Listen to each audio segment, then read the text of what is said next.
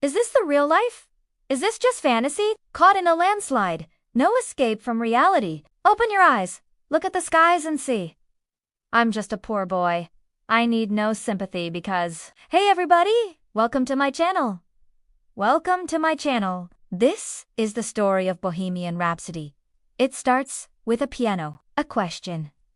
Is this the real life? And from there, music history was never the same again. Let's go back to 1975 when the charts were tight, 3-minute singles, radio right. But Freddie had dreams, too strange to ignore. He wanted 6 minutes, maybe more. He locked himself in with a piano and pen and wrote a ballad, then toured again. A murder confession, a ghost in the song, a voice that cries out, "Mama, I've done wrong." That was the first verse of Bohemian Rhapsody, the first time Queen recorded it. In the studio, guitarist Brian May added his famous guitar riff, then followed by Freddie's falsetto. Bassist John Deacon held down the low end while drummer Roger Taylor provided the backbone with his kit. They called it a work in progress. It would be finished later. Overdubbed vocals?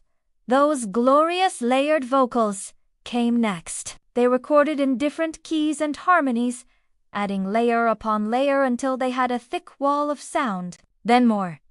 And then one day they added a little more. Freddie overdubbed Galileo, Figaro, Magnifico while he was on tour in Japan. Back in the studio, Brian added the next section. The song stretched out to 7 minutes. The band felt it needed something more. They turned up the amps and gave it a headbang section.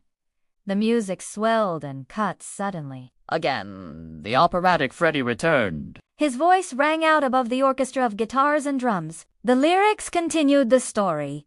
The drama, the camp, the humor, the chaos. It ended with a reprise of the opening lines, tying the whole thing together. There was no chorus, no bridge, no B-section. Oh, killer! No filler! But the problem was record execs said, "It's too long." Radio said, "Too weird."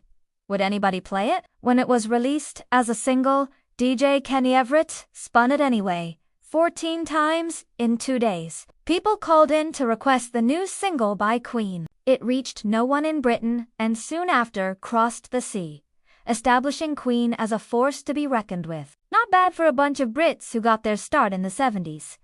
Music critics were split, but fans sang loud.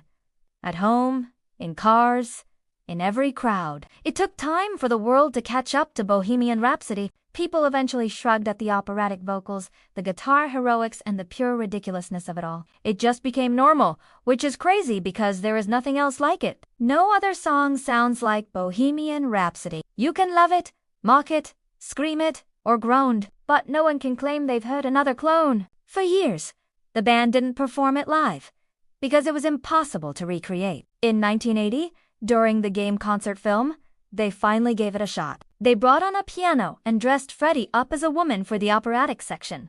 It worked. The audience loved it. In 1991, Wayne's World brought it back to the top. A teenage Mike Myers and Dana Carvey headbanged in a car that made jaws drop. Bohemian Rhapsody is a rock opera disguised as a single. Its influence can be seen and heard in countless artists. Michael Jackson loved it. David Bowie loved it. Lady Gaga loves it. So do we.